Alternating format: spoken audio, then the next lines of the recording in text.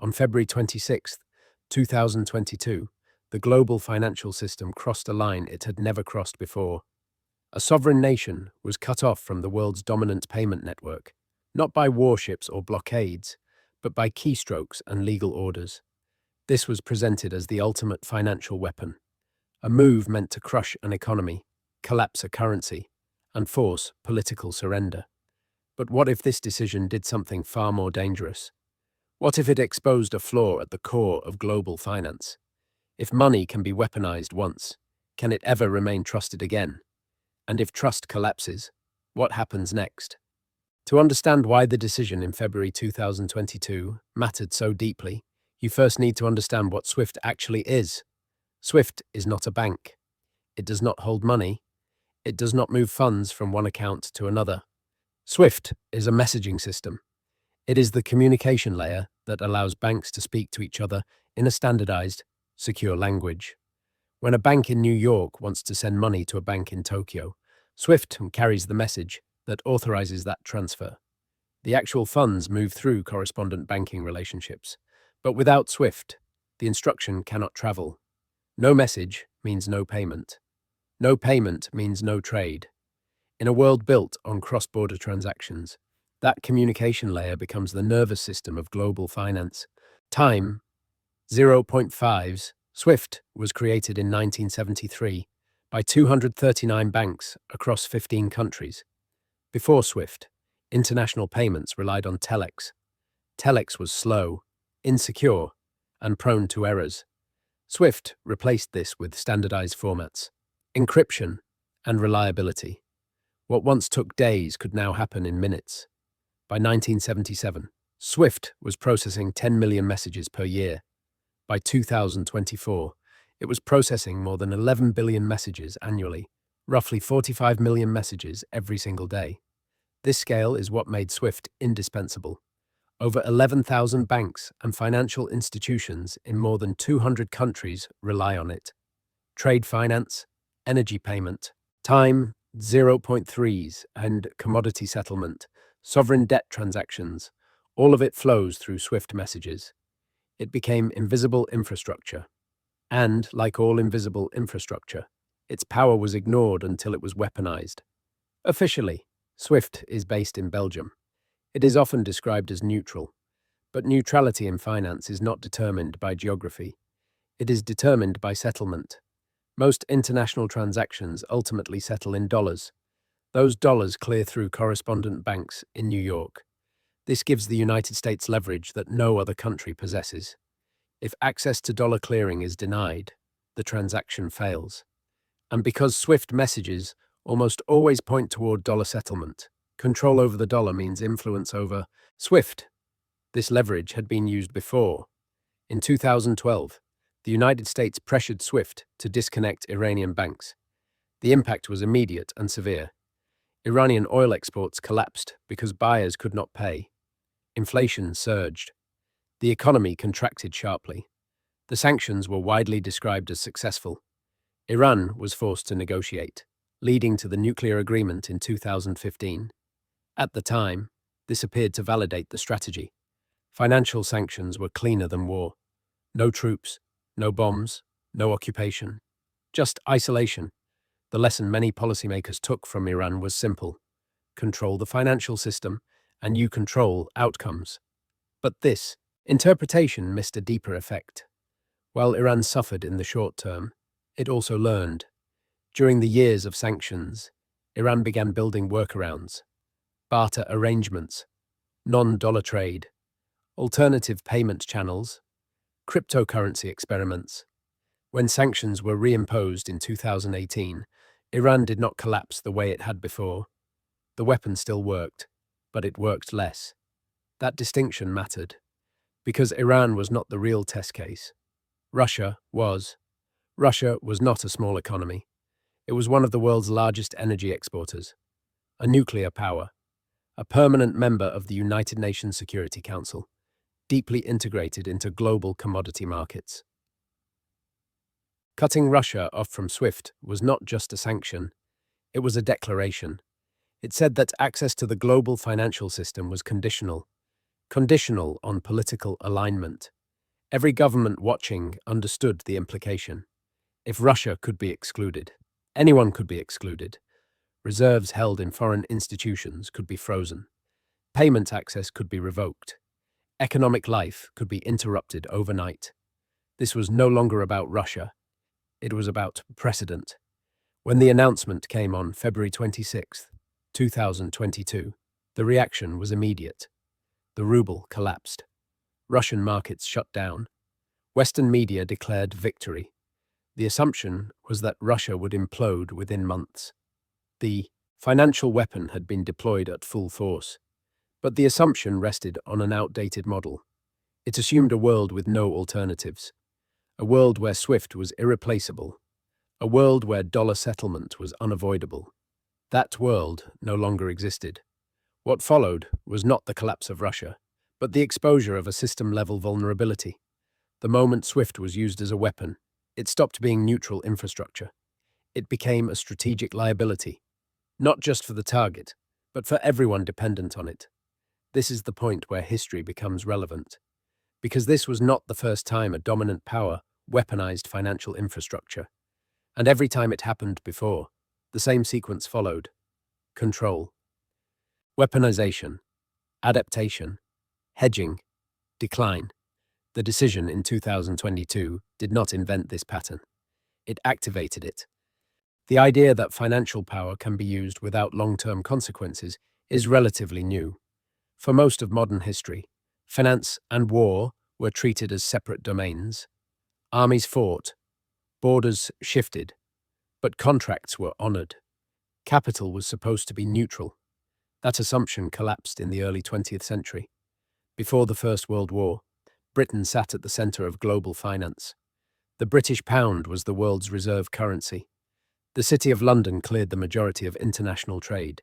Roughly two-thirds of global reserves were held in sterling. If you were a neutral country, holding assets in London was considered the safest possible choice. That changed in August 1914. When war broke out, Britain passed the Trading with the Enemy Act. For the first time, a dominant financial power formally authorized the seizure and freezing of private and sovereign assets belonging to an enemy state. German-owned businesses, bank accounts, ships, and property across the British Empire were confiscated. Access to London's financial markets was cut off. German trade collapsed almost overnight. From a tactical perspective, the move worked. Germany lost access to capital. Its overseas assets vanished. Britain believed it had discovered a decisive non-military weapon, but the deeper impact was not on Germany. It was on everyone else. Neutral countries were watching closely.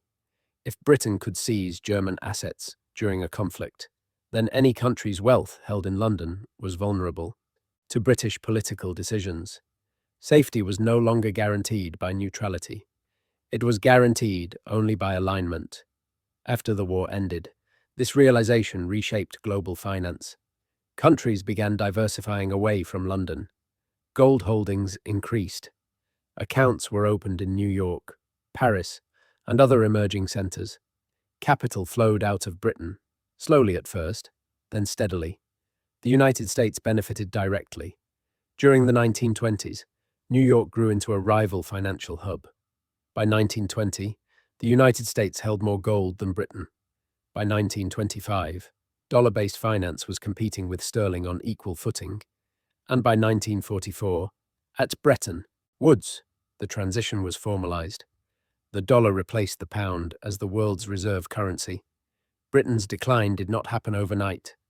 It took roughly 30 years. But the starting point was clear. The moment Britain weaponized finance, trust eroded. And once trust erodes, diversification becomes rational. This was the first full cycle of financial weaponization. Control of the system. Use of that control for political objectives. Adaptation by targets. Hedging by neutrals. Loss of dominance. The pattern would repeat. The second major example came in 1979. After the Iranian Revolution, American diplomats were taken hostage in Tehran. In response, the United States froze Iranian assets held in American banks. Roughly $12 billion were immobilized. At the time, this was the largest asset freeze in history. Again, the justification seemed straightforward. Iran had violated international norms. The freeze applied pressure, and in the short term, it worked. The hostages were released in January 1981. But once again, the unintended audience was larger than the target. Oil-producing countries, particularly in the Middle East, drew a clear conclusion. If the United States could freeze Iranian reserves through executive authority, then dollar assets held in New York were not sovereign. They were conditional. Political disagreement could trigger confiscatio. Time 0.5s. Throughout the 1980s, major reserve holders adjusted their behavior. Dollar holdings declined as a share of reserves. Gold purchases increased. Accounts were diversified into Europe and Asia. The dollar remained dominant, but the perception of absolute safety was gone. This was not a collapse. It was a shift. Slow, incremental, but persistent. By the time the Cold War ended, the United States had normalized financial sanctions as a tool of statecraft. What began as exceptional became routine. Terrorist financing, rogue states, political adversaries. Each use reinforced the idea that finance was an extension of foreign policy. For decades, the system absorbed this without breaking, because the targets were small, because alternatives were limited, because the benefits of the dollar system still outweighed the risks. That balance would change. When Russia annexed Crimea in 2014, the United States imposed sanctions. Russian officials were restricted. Banks faced limitations. But SWIFT access remained intact. This partial response sent a signal without triggering full decoupling. It also gave Russia time. From 2014 onward, Russia began reducing its exposure to the dollar. Treasury holdings were slashed. Gold reserves expanded dramatically. Domestic payment infrastructure was built. Trade agreements were renegotiated to allow settlement in local currencies. Western analysts largely dismissed these moves. Russia was too integrated, too dependent, too exposed. That assumption would be tested 8 years later. When the full SWIFT cutoff came in 2022, it did not land on an unprepared system. It landed on a country that had already begun to insulate itself. The shock was severe, but it was not fatal, and that outcome forced a global reassessment. If Russia could survive exclusion from the core of the financial system, then the system itself was no longer singular. It was plural, fragmented, and once fragmentation begins, dominance becomes unstable. This is the inflection point, not because of Russia's resilience alone, but because of what it demonstrated to everyone else. Time 0.5s. The financial weapon had been revealed, and with it, the incentive to escape it. The full consequences of the SWIFT cutoff only became visible after the initial shock faded. In the first days, markets behaved exactly as expected. The ruble collapsed by nearly 1/3. Russia's stock exchange closed to prevent a panic. ATMs ran out of cash as households rushed to withdraw savings. From the outside, it appeared that the financial weapon had achieved its objective. But financial systems do not operate on headlines. They operate on mechanisms. Within weeks, Russia's central bank imposed capital controls and raised interest rates sharply. Exporters were required to convert foreign currency earnings into rubles. Energy contracts were restructured. European buyers were told they could continue receiving gas, but payments would now be settled in rubles. This created artificial demand for the currency at the exact moment confidence was weakest. At the same time, trade routes shifted. Oil and gas that once flowed west began flowing east and south. China, India, and Middle Eastern buyers absorbed volumes previously destined for Europe. Settlement no longer relied on dollars or euros. Yuan, rupees, rubles, and dirhams replaced them. Western channels closed. Alternative channels expanded. Within 3 months, the ruble recovered all of its losses. By the end of the year, Russian trade volumes had stabilized. By the following year, economic output was growing faster than several major Western economies. This outcome mattered less for Russia than for everyone else's. Time 0.5s. What the world observed was not Russian strength. It was systemic adaptability. The assumption that exclusion from SWIFT equaled economic suffocation was no longer valid. The system had been stress-tested, and it had failed to deliver the promised result. For countries outside the conflict, this changed the calculation entirely. Until that moment, the risk of financial weaponization had been abstract. The idea that reserves could be frozen or access revoked existed in theory, but it had not been demonstrated at scale against a major economy. 2022 changed that. $300 billion in central bank reserves were immobilized overnight. Not through courts, not through international arbitration, through political decision. For finance ministers and central bankers, the message was unambiguous. Reserves held abroad were no longer risk-free assets. They were contingent assets, safe only as long as political alignment remained intact. This triggered the most important stage of the pattern. Not adaptation by the target, but hedging by neutrals. China accelerated its long-running effort to reduce dollar exposure. Treasury holdings declined steadily. Gold purchases increased. Alternative payment infrastructure expanded.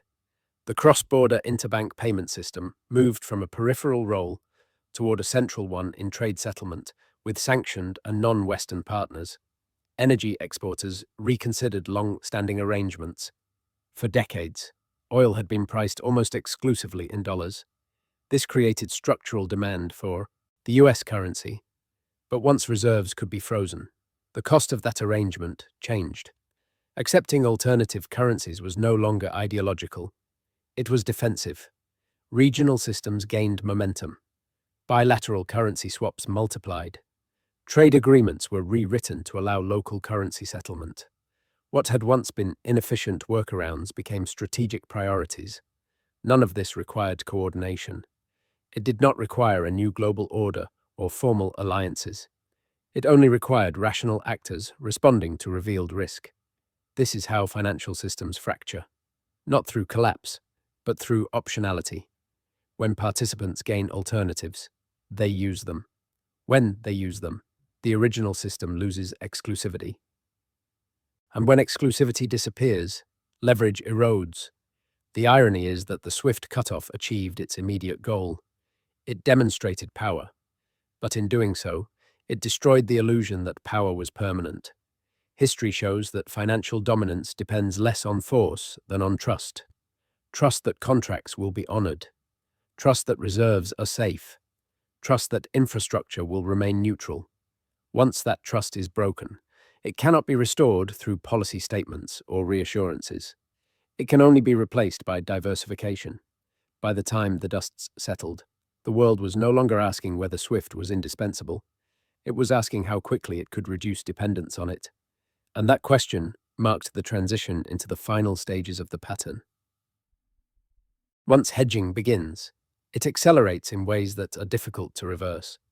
The shift away from a dominant financial system does not require abandonment. It only requires marginal change. A few percentage points at a time. One trade settled differently. One reserve adjustment. One new payment corridor. Over time, these marginal decisions compound. This is where the data becomes critical. Before the sanctions, the vast majority of Russian trade was settled in dollars and euros.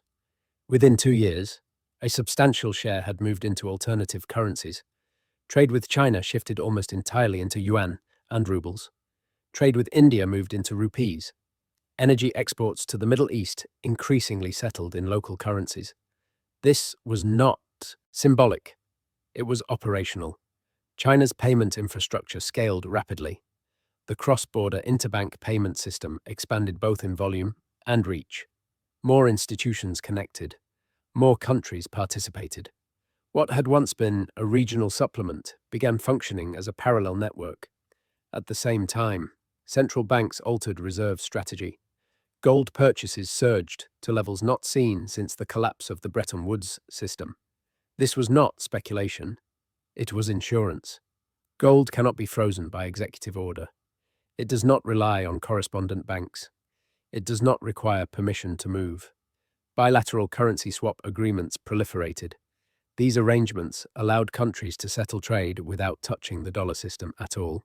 Each swap reduced friction. Each agreement reduced exposure. None of them individually threatened dollar dominance. Collectively, they did. Energy markets provided the clearest signal. For half a century, oil pricing had enforced dollar demand. Breaking that monopoly did not require abandoning the dollar entirely. It only required accepting alternatives. Once a single major producer agreed to do so, the precedent was set. The barrier was psychological, not technical. As this diversification spread, the effects became visible in aggregate measures. The dollar's share of global reserves declined steadily. Its share of international trade settlement fell faster. This was not collapse. It was erosion. But erosion at scale reshapes landscapes. SWIFT itself remained operational. Message volumes continued to grow in absolute terms. But growth in alternative systems outpaced it. Market share, not usage, is what determines power. And market share was slipping. This is the final stage of the pattern. The original weapon loses effectiveness, not because it disappears, but because it becomes anticipated.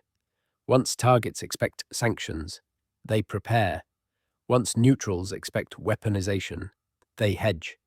When everyone hedges, leverage disappears. At that point, financial power no longer functions as a threat. It becomes a cost. Each use accelerates the decline it was meant to prevent. The system has not collapsed.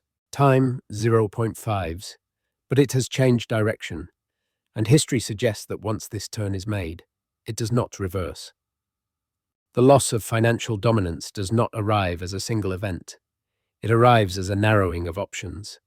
For decades, the United States benefited from a unique position. The dollar's reserve status allowed persistent trade deficits to be financed without immediate consequence. Foreign governments accumulated dollars because they needed them for trade and reserves. Those dollars were recycled into government debt. This kept borrowing costs low and consumption high.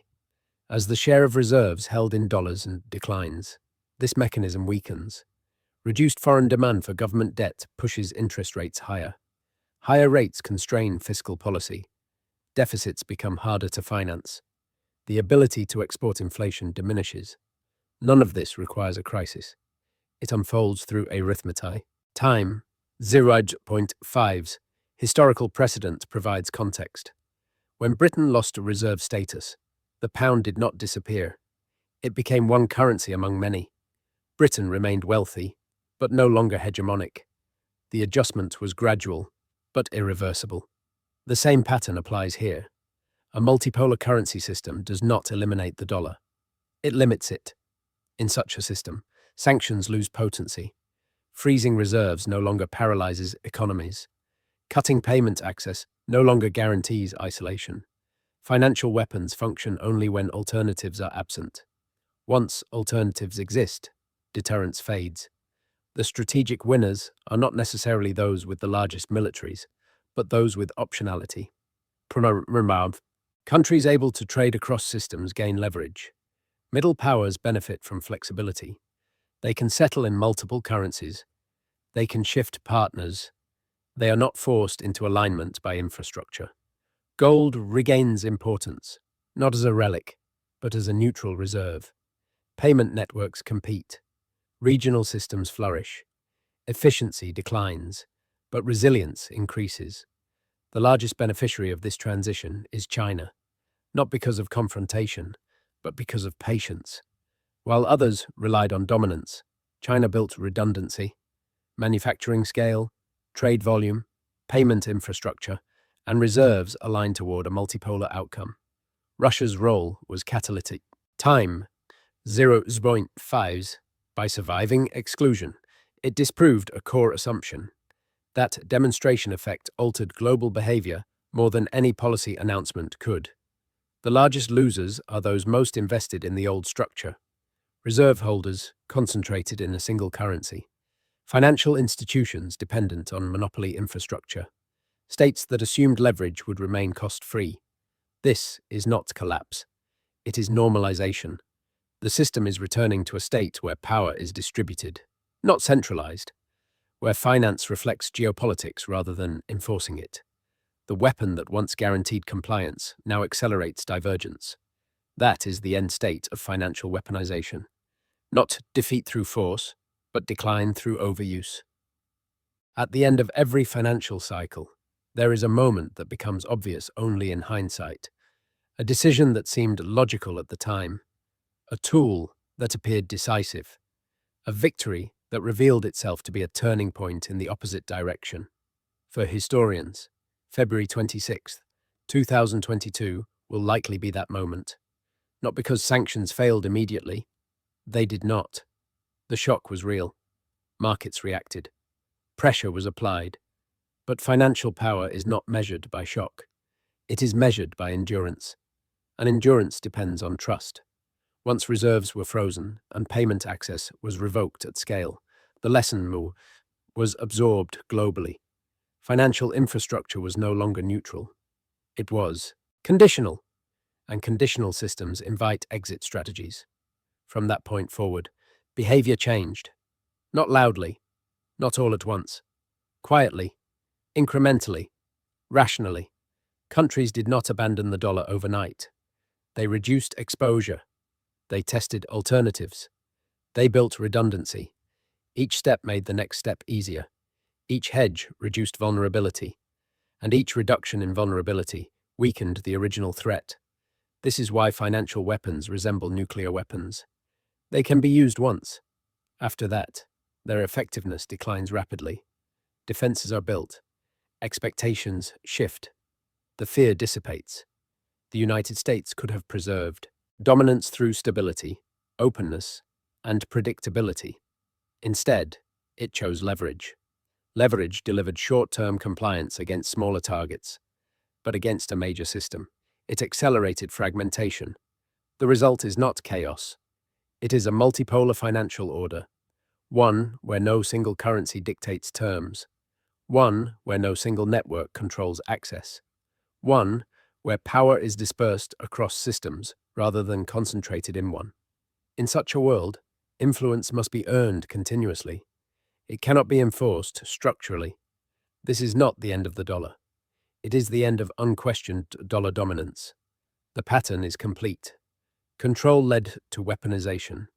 Weaponization triggered adaptatio. Time 0.5s. Adaptation encouraged hedging. Hedging eroded power. Not through rebellion, through design. And once the architecture changes, it does not return to its previous form. When systems lose dominance, they rarely announce it. There is no formal declaration, no ceremony, no clear handover. The change reveals itself through behavior, through choices made quietly by institutions, central banks, and governments responding to incentives that no longer point in the same direction. This is where the current moment sits. The dollar still occupies the largest share of global reserves. SWIFT still processes enormous volumes of messages every day. On the surface, the system appears intact. But dominance is not defined by size alone. It is defined by indispensability. And indispensability has been compromised. History offers a guide, not a prophecy. When Britain lost reserve currency status, time 0.3s, it was not because the pound collapsed. It was because alternatives matured faster than Britain expected. War accelerated the process, but the mechanism was already in motion. Once trust eroded, diversification became permanent. The same dynamic is visible now. The timeline is not measured in months. It is measured in decades. Estimates vary, but the range is clear. Somewhere between 15 and 25 years from the moment financial weaponization peaked, dominance fades into plurality. Not erased, rebalanced. Technology compresses this timeline. Payment systems scale faster than ever. Currency swaps can be activated instantly. Trade corridors can reroute in months, not decades.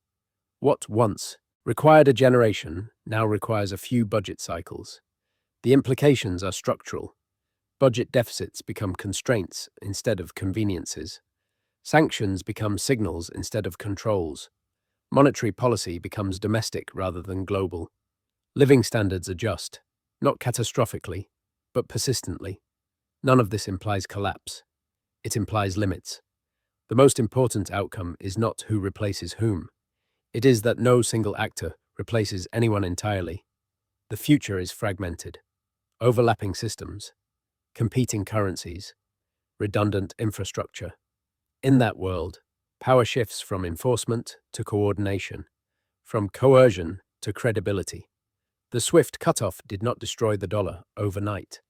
It did something more consequential. It taught the world that dependence is a vulnerability, and once that lesson is learned, it cannot be unlearned. This is why historians may look back at early 2022 not as the height of financial power, but as the moment its boundaries became visible. Not the collapse of a system, the exposure of its limits. Every dominant system eventually confronts the cost of its own success. The very tools that secure influence begin to shape behavior in unintended ways. When leverage is abundant, it is used. When it is used repeatedly, it reshapes incentives. And when incentives change, systems evolve. This is the quiet conclusion of the pattern. Financial dominance was never just about currency. It was about confidence. Confidence that rules would remain stable. Confidence that infrastructure would remain neutral.